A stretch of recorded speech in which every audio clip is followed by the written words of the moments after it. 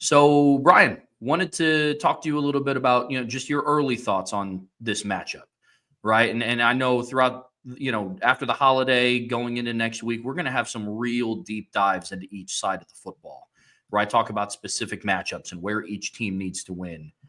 But we spent a lot of time talking about, the Notre Dame offense versus the Georgia defense, and that's kind of the two narratives of this respective each side of the football has to play well to help out their own other sides of the football. So, early thoughts on the matchup between the Irish offense and the Dogs defense. What do you think?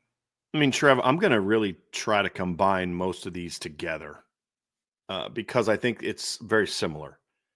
And when you look at this matchup, and again, I'm looking this more from analyzing the game as a whole as opposed to looking at it from a Notre Dame point of view. The biggest thing is, and it's a simple thing to say, and it almost feels like borderline lazy to say it, but it's just so true. This game is the ultimate in the trenches game as far as who's going to win this football game. And they're very different. Georgia is big. They're physical. I mean, let's say it again. Offensive line across the board, left to right, 6'7", 315, 6'5", 315, 6'3", 310, 6'6", 320, 6'7", 320. Notre Dame at times this year has had issues with big veteran offensive lines. Northern Illinois being an example. At other times, they've played some big offensive lines, and they've been able to use their athleticism to beat it. On the other side of the ball, Georgia's, again, very big. Stackhouse, 6'3", 320. Brinson, 6'4", 310. Kristen Miller, 6'4", 305. Ingram Dawkins, 6'5", 280. Michael Williams, 6'5", 265. Damon Wilson, 6'4", 250. Chaz Chandler, 6'2", 250. Right? Like, this is a big physical football team in the trenches. Notre Dame is the opposite. Notre Dame is not very big. They have one 300-pounder really in their rotation unless they want to insert Armel Mukum into the conversation, and he's going to play. He's a 300-pounder.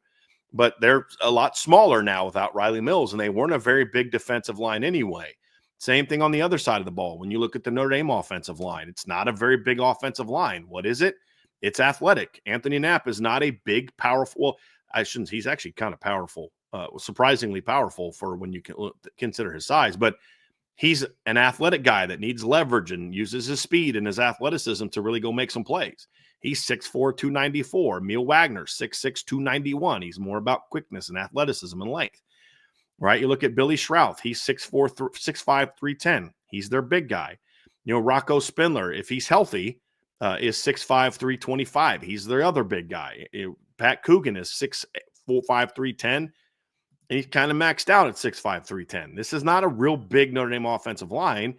And on the other side of the ball, you look at Howard Cross is listed at 6'1", 288. Donovan Heinisch is listed at 6'2", 278. That's their big guys. And then, of course, you have Gabriel Ruba, who's 6'5", 316 pounds. Now, as I said, if Armo Mukum plays, he's 6'3", 302. But this is a kid that's played like 60 snaps all year. Notre Dame has more size at linebacker than they've had in the past, but they're still not a massive linebacker unit. Georgia does have good size. We talked about their outside linebacker. CJ Allen, 6'1", 325. That'd be one heck of a linebacker, wouldn't it? 6'1", 235. Munden, 6'3", 235. Raylan Wilson, 6'1", 235. And Jalen Walker, 6'2", 245. This is a typical Georgia football team. Big and physical. Notre Dame is not as big in the front seven or on the offensive line. They're more about athleticism and speed. And that's the really intriguing aspect of that. Which one wins? And that's kind of how it was last week against Indiana as well. Indiana had a big physical offensive line that had been able to move people for most of the year, and they struggled a little bit with speed and athleticism. It's kind of been the story for Georgia. And on the other side of the ball, this is a much bigger defensive line for Georgia, but Indiana was a physical defensive line as well. And Notre Dame needed to be able to, when the two runs that Notre Dame really gashed Indiana on, both outside zones, right? Jeremiah busts his in between the tackle and tight end for 98, and Jadarian bounced his outside for 20, right? I mean, so you look at it, and that's really what it comes down to. It is going to be a trench game. And both of these teams want to win in the trenches. They both value winning in the trenches. They just do it very differently. And so the first thing you talk about, Trev, when you look at this game from a matchup standpoint is that right there. Power versus speed. right? And it's not like Georgia's slow. It's just that they're a big physical football team. They want to play a box game. Like they want you to play a tackle-to-tackle game. That's like playing right into their hands. And Notre Dame is going to, Notre Dame kind of wants the same thing. If, honestly, even though they don't have a very big defense, where they've had struggles is teams that can really run the stretch and the quick pitches. Teams that just run right at Notre Dame so far this year have not had a lot of success doing that. And, can Georgia be the first? We'll see. We'll see. Texas A&M tried to do that, and they didn't have a ton of success doing that. And they have also a pretty big physical offensive line that ran the ball a lot more effectively this year than Georgia did. And Notre Dame held up relatively well in that game. Can they hold up? Can they use their athleticism to win? That's going to be the battle. Does power win over quickness? That's going to be on both sides of the line. Georgia's the power team. Notre Dame's the quick team in the trenches. That's the first storyline for me in this game. When I think of it, like, matchups is almost kind of like, it's like storylines, right? And that's the first one for me, is that one right there. Yeah, I agree. I mean, this game, wholeheartedly, I know we're going to talk about this in Keys to Victory. This game will be won and lost in the trenches, in my opinion, for either time. Yeah, for either side, right? If Georgia's not able to get a push on the offensive line and they can't generate a run game, and you're forcing a first-time starter in Gunnar Stockton to have to sling it all over the field against his secondary, it's not a good look. Not a good look. On the other side of the ball, if Notre Dame is able to establish a ground game, we've seen what teams do when Notre Dame's able to establish a ground game. They lose by double digits, right? So on the flip side of that coin, though, if Georgia goes into this game is able to push around a smaller Notre Dame defensive line, it's going to be a long day. Because to your point, what does that mean? Then, the linebackers are going to have to trigger more. The safeties are going to have to come down and fill. It's going to be a long game. Right on the other side of the ball, if the size is too much of an issue in pass protection and in the run game for Notre Dame, it's going to be a long day offensively. So this game will be won and lost in the trenches. And it's interesting. It's just so weird to me hearing, Notre Dame has like the quicker guy, the faster guy. That's, especially when you talk about the offensive line, when you think about the guys that have came through this program, like the Mike McGlincheys, the Quentin Nelsons, the Aaron Banks, the Liam Eichenbergs, the Tommy Kramers, so, it's a different narrative, but it's true, so it's going to be interesting to see what Notre Dame's going to be able to do and try to attack the perimeter if you're on offense. But yeah, this game is going to be, it's going to be won and lost in the trenches, no doubt. Spoiler for one of my keys to victory. So here's another aspect of this game is going to be one of the misconceptions that we see, and I see it from some Georgia fans in the chat now.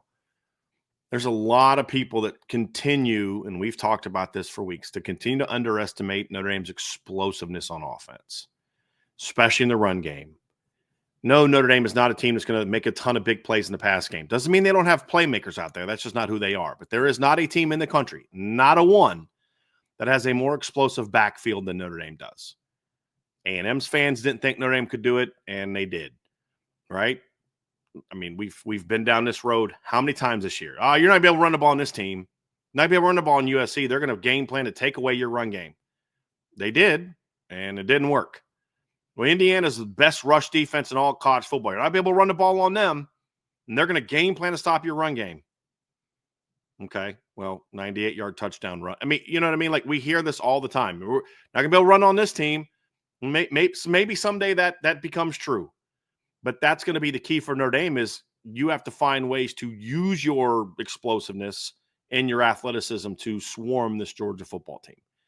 And for Georgia, you have to neutralize Notre Dame's athleticism and make it a box game and make it a power game and force Notre Dame to get sucked in. And that's when their perimeter stuff takes over. That's when their play action over the top takes over. That's when their perimeter stuff goes big. This is the same stuff that we heard in 2017. Oh, they're going to run all over Notre Dame. Same thing we heard in 2019. Oh, they're just going to, and both games are low scoring and competitive, which is exactly how I expect this game to be. But Notre Dame's going to have to. Notre Dame, this is the most athletic Notre Dame team that we have seen play against Georgia. Is that going to be enough? That's going to be an interesting question, because you've got some very intriguing perimeter matchups as well, Trev. You have the Notre Dame receivers against a scuffling, not great Georgia secondary. Well, that they were able to keep that Texas in check. Why? They were able to pressure the quarterback. And then, of course, their quarterback missed some big play opportunities in that game where he had some guys open. Can Notre Dame make those plays in the pass game with a receiving core that has not been lighting the world on fire this season? Right. That's going to, and then on the other side of the ball, you have a receiving core that's got talent and speed, but hasn't really played great football this year against what has been a really good Notre Dame secondary. There's some really intriguing matchups on the perimeter as well, Trev, that are going to be impactful. But the one that matters most is, and Georgia has not faced a lot of quarterbacks like Riley Leonard, just stylistically. And you go through their schedule and you look at, Cade Klubnik, not really, especially then, not Kentucky, not really Auburn, Mississippi State, a little bit. Michael Van Buren's a pretty decent athlete. He had a decent game there. Quinn Ewers is nothing like Riley Leonard. DJ Lagway is a little bit stylistically, and he got knocked out of that game. Ole Miss, Jackson Dart, runner and a thrower. Tennessee, Nico, not really. They're more of a downhill traditional run team.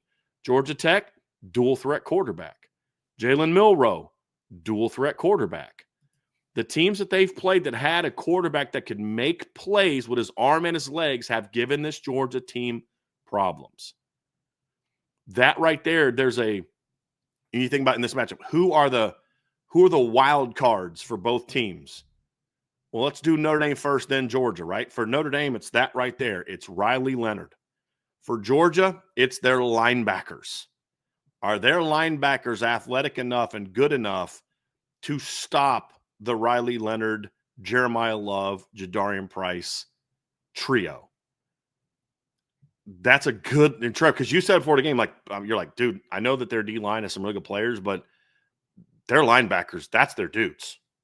That's what you said to me before the show, and you're spot on, which puts them right against what is the best part of Notre Dame: the quarterback, the running backs. Notre Dame has not faced a linebacking core like this. Georgia has not faced a running back room and a quarterback like this. That is going to be a very entertaining matchup beyond the trenches that I'm also very intrigued by in this game. And I think that's also true on the other side of the ball, Trevor, is the Notre Dame linebackers against the Georgia tight ends and backs in the pass game, especially the tight end. So there's some really interesting linebacker matchups on both sides of the ball too, Trevor. Different because Notre Dame's, their running backs and quarterback are good, don't get me wrong, but it's the tight end matchup that I'm concerned about. I know we're going to have an article out probably later this week or next week about that. But the linebacker matchups are going to be very big. This is an opportunity for Notre Dame's linebackers to kind of announce themselves to the nation that, hey, we're pretty good, because you're going up against one of the best in the country this weekend against Georgia. Not that you're playing them, but more so the impact you can have on the game relative to the impact that they're going to have on the game is big. Very, very big. That's another really interesting storyline. Which linebacking core can have the biggest impact in the game? When I'm talking like the off-ball linebackers, not like Michael Williams and those kind of Chaz Chambliss stuff. To me, they're more like Josh Burnham and Junior Tilamaka. They're edge players more so than off-ball linebackers. I'm talking about the guys that are the C.J. Allen and Jalen Walker, Smell Munden, Raylan Wilson, and then for Notre Dame, Drake Bowen and Jack Kaiser, Jaden Alsbury, and Jalen Sneed. That's the one I'm looking forward to seeing how those play out, Trev. Yeah, it's interesting. There's a lot of parallels with this game, right? Like matchups on each side of the ball, but they're different. It to me, it comes down to what's going to win the day. You want to talk about a game where your dudes have to go be dudes. Well, it's really fun to talk about that when each team is just littered with them. It makes it a lot of fun. Newsflash, for as much as Georgia fans don't want to hear it, as smart as Kirby Smart is and how good Georgia is, and yes, I said at the start of the show that they are still the team to beat in college football, they're not the first team to try to stop the run when they play Notre Dame. You know what I mean? Like, it's not like they're like, well, now we're going to do something that no other team has done, and we're going to focus on stopping the run. It's just accept the fact that Notre Dame has a good run game. Georgia's rushing defense has struggled at times, and it's going to be a great matchup. They haven't faced a lot of quarterbacks like Riley Leonard. And when they have struggled. And I'm using that lightly. Like, it's not like they've struggled where like there's been some down. Like Haynes King had over 400 total yards of offense to himself that game. Jalen Milroe had over 490, I think, total yards of offense to himself that game. So it's not like they've just struggled, right? So it's going to be an interesting matchup. I like the fact that you bring up, what that parallel is going to be on the other side of the ball. Because as much as we talk about, the defensive linemen that have to step up in place of Riley Mills, the linebackers are now going to play a bigger factor in it than ever, So and they're coming off arguably be their best game of the season. Oh, yeah. You hope that can continue. Like, that's what you never know about games like that, Trev. Is it just they played great in this game, or is it a one-off? Not that they haven't played. I mean, they've played good most of the season, but it's like, is that level of dominance a one-off? Or is it a sign of things to come as this young linebacking core becomes more experienced? We're going to find that out, right? Well, that's what's going to be exciting about New Year's Day, man. It's going to be about, a lot of the questions are going to be answered, which is like partially what I can't wait for. Oh, yeah, I can't wait for the game. And yeah, I just love watching Notre Dame play. But a lot of the speculation kind of drawn back to the big picture takeaways from this game, what's at stake, is we're going to find out a lot about this Notre Dame team, because I have been one of the people from very early on after the Northern Illinois game. I wasn't shouting this from the rooftops after Purdue, but I was one of the people early on that I still believe that Riley Leonard, same with you, that we believe that Riley Leonard was a quarterback to take this team forward. Yeah. This team was going to go as far as 13 took them. This is the game. Yes. Right. This is the game that shows, hey, 13, why did you come here from Duke? Mm-hmm. This is why you came here. And as much respect as I have for Indiana, and as good of a game as Riley Leonard had last Friday night, they didn't bring him here to beat Indiana. Right. You know what I'm saying? So it's going to be interesting to see what that matchup is going to be. And I'm excited for it. I really, really am. This is one of those games, Trev, to me, that you talk about a statement game. Well, they don't have their starting quarterback. Well, the first time Notre Dame played Georgia in the regular season ever was 2017. And Georgia didn't have a starting quarterback that had ever started a game before. It was game 2 for Georgia. Their starter that year was Jacob Eason. He got hurt against App State. Jake Fromm was making his first career start as a true freshman. And they didn't ask him to win the game. They just said, hey, look, we need you to manage the offense. He didn't put up impressive numbers. He went 6 of 29 for 141 yards, 4.9 yards per attempt. But you know what, Trev? When he needed to, he made the plays to win the game. You talk about Notre Dame's winning 16-10, and they come down the field, and he gets sacked on first down, and 3rd and 16. He completes the ball for 14 yards. Notre Dame gets a personal foul. And 2 plays later, have a nice little 40-yard run, and then he throws. He gets him down in there in field goal range. You talk about, Notre Dame goes up 19-17, and they get the ball back. And I believe that was a drive where he hit. What was the kid's name? Javon Wims, right? 31-yard throw right up the left sideline, just perfect jump ball throw. Makes a big play, gets him in field goal range. He had the great back shoulder to Terry Godwin that he went up, made the one-handed grab on. He didn't have to do a lot. He only had to make 4 or 5 plays the whole game. That's it. And he made them. All right. So same thing in 2019. They didn't ask Jake Fromm to go out there and throw for 1,000,000 yards against Notre Dame. And, he went 20 of 26 for 187 yards. But you know what he did? He made the big plays when they needed him to. So I don't want to hear this, well, they don't have their quarterback, because we've seen that play out before. But that's why it's important that Riley Leonard does ball out in this game, because what hurt Notre Dame in those other 2 games when they didn't have a big-time quarterback, and Jake Fromm was a nice quarterback, but he wasn't a stud, is that Notre Dame's quarterbacks couldn't take advantage. And they couldn't run the ball on Georgia either time, and their quarterbacks couldn't take advantage. And Riley Leonard is going to have to play a big role in both of those things. I mean, this is one of those games where it's like whatever that needs to get done. If that means Riley running it 15, 20 times, it means Riley running it 15, 20 times. I don't think it's that. I think it's more about finding some ways for him to get some big plays in the running game, but he's going to have to make some plays with his arm. This is like ultimately trenches and all this other kind of things. All that stuff's important. But if all those things are kind of a draw, and it comes down to, is it number 13 or number 14 going to make the biggest plays in the game? And that's where Notre Dame's not had quarterbacks could do. Look, here's the deal about the last 2 times that Notre Dame and Georgia played. All right? So whatever you want to say about the game, here's what I know for a fact is Notre Dame took over that game in Georgia down 20-19. They got the ball with 3:22 left with an opportunity to win the football game. And they did not. They went 3 and out. They did it again. They got the ball again. Defense forced a 3 and out. They got the ball at their own 19 with 1:50 left. And all they need is a field goal to win the game. And they failed. They fumbled, and Georgia won the game. 2 shots in the last 4 minutes of the game. All you need is a field goal to win that football game. The next time they played in Athens, Notre Dame got the ball on the final drive of the game at their own 48-yard line with 1:51 left. And they never got any closer than the Georgia 38. And a touchdown wins it. 2 times you had a crack at Georgia in the fourth quarter to win the game, and your quarterbacks could not make the plays needed to win the football game. Is Riley Leonard going to be any different? That ultimately is what I think this game comes down to for Notre Dame. The trenches are important. Jeremiah Love is important.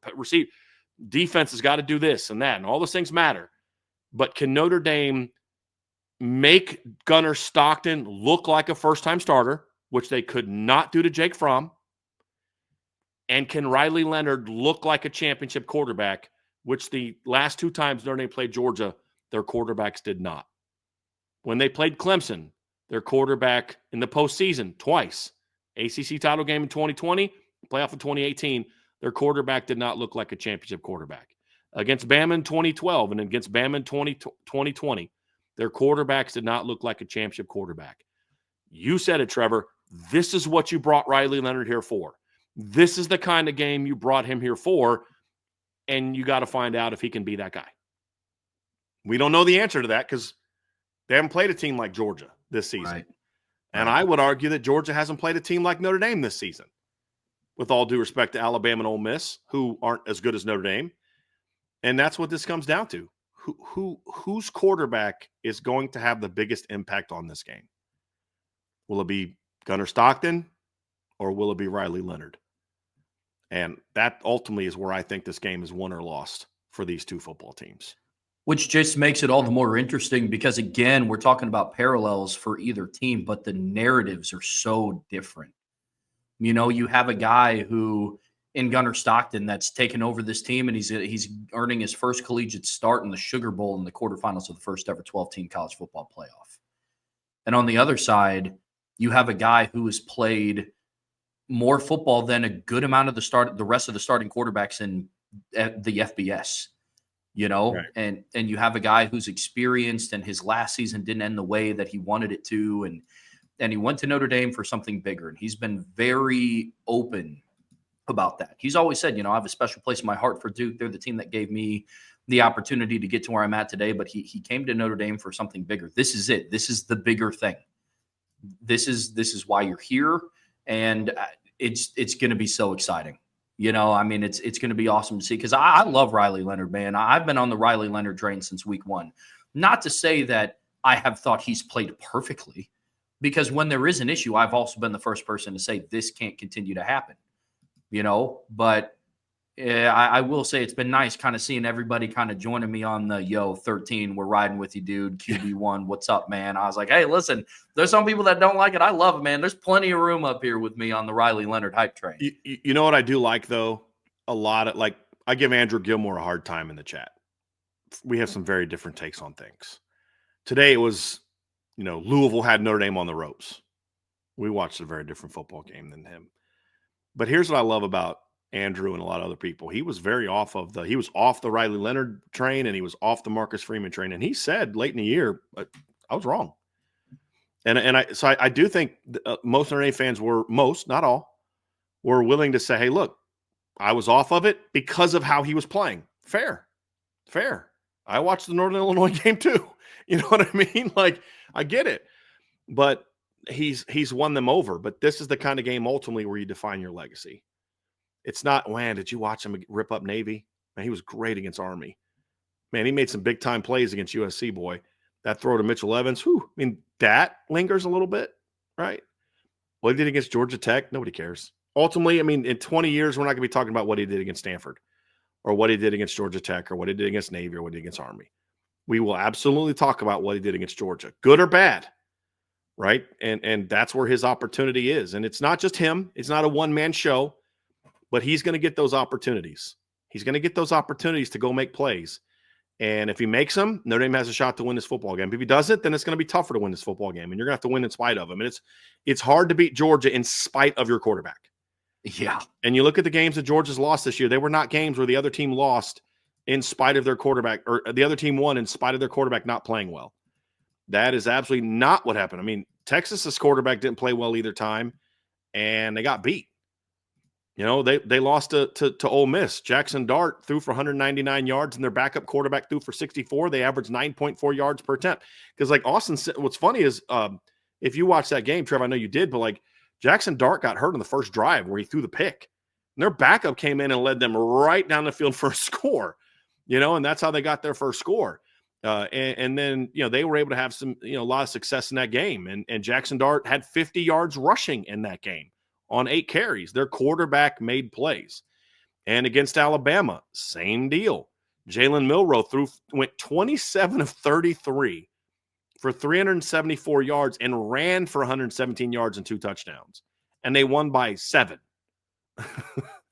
You know what I mean? Like, they needed a last-minute go route, great catch and run touchdown to win with their quarterback. Even if you take that big play off, right? You take the 75-yard. So he's 26 of 32 for 299 yards, and he has 117 yards rushing and 2 touchdowns, and they were losing up to that point, right? You're going to need your quarterback to play well to win this football game. I haven't watched Georgia lose many football games where the other team's quarterback didn't play well. Doesn't happen very often at all. And that's how Bama was for all those years. You know, Bo Wallace had a great game against him. Johnny Manziel won a Heisman off how he played against Alabama. You know what I mean? Like, Chad Kelly had a big game against Alabama. It's 2011 LSU when they lost 10-6 is about like the only time I really remember an opposing quarterback not playing well and beating them.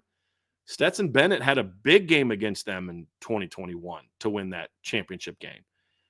He didn't, you know, and that Georgia's the same way. I mean, the quarterback's going to have to play well. That's the final storyline. And then you've got to make the first-time starter. If you're an elite defense, you make a first-time starter look like a first-time starter. And that's ultimately, you know, potentially the great equalizer for this football game. So that's the thing for me, Trev. And then the final piece is which team, like, Georgia is not going to be overwhelmed by the moment. This is in their DNA. This is what all those other games, this is what it leads to. It's playing these neutral site games in Atlanta, in New Orleans, and Miami, and wherever. You know, I mean, what was the one game? They beat Oklahoma in the Rose Bowl, right, in 2017? One of the best playoff games ever. That game was crazy. Phenomenal game. Oh, my goodness. Yeah. And because I said this, if Oklahoma beats Georgia, they would have smoked Alabama in the title game. Like, that was a bad matchup for Alabama. Like, best thing to happen to Alabama was Georgia winning that game. They would have got smoked by that Baker Mayfield Georgia team. But Georgia got it done, right? I mean, it didn't matter where they've played. These are the games that Georgia's built for. Notre Dame has played in a lot of big environments. This is the biggest one, and they're going to have to handle it well. So far, they have handled those moments. They handled College Station very well. You know, they handled their home environments very well. They came out against Ohio State and Columbus 2 years ago and played great for the first 2.5 quarters, 3 quarters on defense, and then finally they wore down because their offense couldn't do anything. But they weren't overwhelmed by the moment. That also needs to be true here. Yeah, Georgia will not be overwhelmed by the moment. Totally. No, 100%. I mean, you know, I kind of go back through and I look at what Notre Dame has done this season. And I think it has boded well in their favor that they've been playing in elimination games since September 7th, right? You know, like you see it. I mean, against IU, that was not an ideal start for Notre Dame's offense, right? I mean, on your second play of the game as an offense, you tip ball interception. You know, nobody flinched. I do also think that it helps Notre Dame, and this is part of the good reason for playing for playing at Notre Dame, is you have a team full of guys that are not shy about playing in the pageantry moments, right? Like go back through and think about some of the kids on this team where they've played. They've played in the Horseshoe. They've played primetime in their own stadium against Ohio State. They played at Kyle Field. They played in Mercedes-Benz Stadium this year. They played at Yankee Stadium this year. They played at MetLife Stadium this year. All of these places that not a lot of other teams get experience in. For me, to your point, it's going to be the moment. I don't think the stadium is going to overwhelm them to an point. I don't even think the opponent is going to. Just by the way that this Notre Dame team prepares, I don't think this is going to be oh gosh, man, we're playing Georgia. I don't think this team is built this way. Right. But I do think the one thing that it could be is the magnitude of the game itself. Right. It's not going to be the stadium. It's not going to be because they're playing in the, in what is it, the Caesar Sportsbook Superdome? Superdome, now? Yeah. It's the Superdome. That's you can call it whatever the heck. It's the freaking Superdome. Just like it's the Red River Shootout. I don't care what they PC name. It's the Red River Shootout. It's it's Darrell K. Royal. But yeah, to your point, Trevor, they've played in a lot of great environments, but the magnitude of those games were not what this was. I don't think it's going to be an issue. I'm not predicting it being an issue, but if it is, then that's where, in games like this, where this is I don't know if a lot of Georgia fans realize this is two really good football teams. I think Notre Dame fans recognize this is two really good football teams. Those are the type of things that really can impact the outcome. Who handles the moment the best? Who handles the environment? There's going to be probably more Georgia fans in the stands than Notre Dame fans, probably. And Georgia fans aren't selling to Notre Dame fans. Notre Dame fans will sell to Georgia fans. I mean, that's just the reality of it, right? But the trench battles are going to be important. Whose quarterback plays the best is going to be important. But that final piece, Trev, like you said, is who is more prepared to handle the magnitude of this game the best. I don't think Georgia necessarily handled that real well in the SEC title game. It's just that neither did Texas. Right? So no, you got to hope that Notre Dame is able to handle it well. And because that's the thing is you can't fall behind this football team. You got to come out and start well. Either keep up with them or jump on them. Either way. Because like I said, we talk about there aren't many teams that can say we've played on the stages that Notre Dame has played and we've been fine. There aren't many teams that can do that. Georgia's one of them. They're absolutely one of them. They've played in Tuscaloosa. They've played in Oxford. They've played in the SEC championship game. They've played this team. There are players on this team that played in the national championship game, right? I mean, the moment won't be too big. So now it comes down to, as long as it's not too big for you, now it comes down to, okay, who's going to execute the best? Who's going to play the cleanest? Who's going to be the most physical? Who's going to be the most opportunistic? And look at Clemson and Notre Dame in 18. That was a dogfight for the first 25 minutes of the game, 20 minutes of the game. And then Notre Dame lost their star cornerback, and Clemson took advantage. That little 5-minute stretch with Julian Love out, it went from a 3-3 game to a 20-3 game like that. 24-3 game like that. Opportunistic. You had your moment, you seized it. Notre Dame had that opportunity early against Georgia in 2019 when they were already missing Cleveland at corner, and then Eric Stokes got hurt first drive of the game. Notre Dame had an opportunity right there to go right at Georgia, and they failed to do it. And then Georgia kind of stayed in it and eventually came back, won that football game. Notre Dame can't allow that to happen in this game. 100%. Take advantage of opportunities. I can't tell you. There have been some moments we're watching Notre Dame play this year, and it's like, hey, now's your opportunity to go and put this game away. One kind of final, because this is, like I said earlier in the show, this is a Georgia team that doesn't quit. Yep. You don't come back from 17 down if you quit. You don't battle back against Alabama in Tuscaloosa. 8-0. Right. You don't battle back from that if you just kind of lay down whenever a team gets the head up on you. They came back in the SEC championship game with a backup quarterback, And so when Notre Dame has the opportunity to put the hypothetical nail in the coffin, they have to take advantage of it, right? Because that was kind of the thing that, against USC, the offense wasn't able to do it.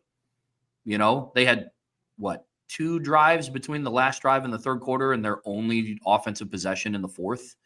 and both were 3-and-outs. The thing that put that away was the defense. And I don't know if you can bank on back-to-back pick sixes against Georgia in the Sugar Bowl to put this game away. So, above all else, the offense taking the pressure off of the defense. When they have opportunities, they have to capitalize if they're going to want to put this game away. Because you could make the argument that when you're playing a team like Georgia, the game is never put away until it's over. Yeah. You know what I mean? I mean, it was Yeah. They scored 21 points in the fourth quarter against Georgia Tech to force overtime, not to win in regulation, to force overtime. Right. So the game's never over until it's over against Georgia. Yeah. You know what I mean? But they had refs helped them. Okay. Have we watched a lot of games where we felt the officiating was pro Notre Dame? No. Don't let the that's the thing about Georgia Tech. They let the officiating impact the game by their inability to capitalize on opportunities. Yep. And Notre Dame can't do that. That's going to be a big part of this game. I'm excited about this matchup, Trevor. We're going to talk about Ben Nichols next, but I'm excited about this matchup because I'm excited about the opportunity that Notre Dame has in front of it. I really am. I really am. And this is the first time in a long time where I really felt like Notre Dame doesn't need all the breaks to go their way to be able to win a game like this. They have to play well, don't get me wrong, but they don't need if they can force 3 turnovers and maybe do some things we haven't seen them do all year, they might have a shot to win this game, which is kind of like what it was playing Bama in 2020. You know what I mean? But yeah. Yeah, this is a different type of matchup for Notre Dame. Doesn't mean that they're going to win. It just means that this is the first time where I felt like, hey, you just play your game. And I think you're the better team. Now they got to go prove it. 100%, man. It's going to come down to executing in the moment, the magnitude of the game not being too big. But I love it. I love the fact that Notre Dame's here. Yep. Because if you would have asked me on September 8th, on Sunday morning, if you would have asked me if this is where we were going to be, I would have probably laughed at you. But, this is it's almost like storybook. You know what I mean? Like you got this team that's overcoming all these injuries and an exciting head coach going into his 3rd year. And, he said something in the Here Come the Irish documentary that I kind of like. It was like, we're just kind of like this band of misfits that nobody thinks that we should be here, but here we are. And now they're one of the final 8 teams in the country playing in contention for a national championship. So, all storylines considered, it makes it a lot of fun, man. And I can't preaching that too. Nobody thinks we belong here. I loved it when Georgia was, because remember early last week, Notre Dame was favored, in the early looks, it was 1.5, 2.5. And then after the games, Georgia goes up and they're now 2.5. And I'm like, thank God. I wanted to all be about Notre Dame, ESPN. I had my rant the other day and I'm like, but keep that same energy about how, Notre Dame's not really impressive. They beat a team that didn't belong there anyway. Yeah. They only won by 10. Keep that energy. Please bring it. Keep that energy. Keep fueling it. Because as we've said a lot of times, Trevor, this team plays a lot better when they're pissed off. This team plays a lot better when they feel they're being disrespected. Hey, Notre Dame players, all your fans think you suck. Just we don't. But just, keep thinking that so you keep playing pissed off. I don't care what it is to get you to play pissed off, but play pissed off. Right. You know what I mean? It's oh yeah, 100%. I mean, it feels some type of way that that the Lions put out a team with their backup quarterback in his first collegiate start is now favored to win. Yeah. Please do that. Thank you. Yes. You know what I mean? Whatever, man. Good for you guys. Hey, very happy about that. Yes. Oh, okay, cool. They're favored to lose. Awesome. That's excellent. We want that. We want that. Yep. I gotta think that I don't know if Marcus Freeman looks at those things, but I gotta think that if he does, he was kind of like, okay, this. Whew. They're picking Georgia. You know what I mean? They're favored to beat Georgia. There might be a little something in the back of his head. It's like, yeah, all right, thank goodness. Yeah. In game day is going to be, at noon. It's going to be over early in the morning. They're going to have all made their picks. All the Notre Dame players are going to watch them all pick Georgia, except maybe one rando will pick Notre Dame. But I mean, just keep that energy. But at the end of the day, that stuff only goes so far. And then it comes down to execution, consistency, doing your job, and the best team is going to win. The team that prepared the best and executes the best is going to win the football game. And that's what ultimately, Trevor, what it comes down to. Yeah. Absolutely. Well, hey, guys, that's going to do it for our overall preview of the Notre Dame-Georgia matchup. Don't go anywhere because we're about to talk about Ben Nichols' commitment for the 2026 recruiting class. But before we hop into it, make sure to hit that like button, that subscribe button, hit the notification bell, and share this podcast with your friends and family, anybody that you know loves Notre Dame as much as you do. And, of course, the best way to support us is the premium message boards at boards.irishbreakdown.com.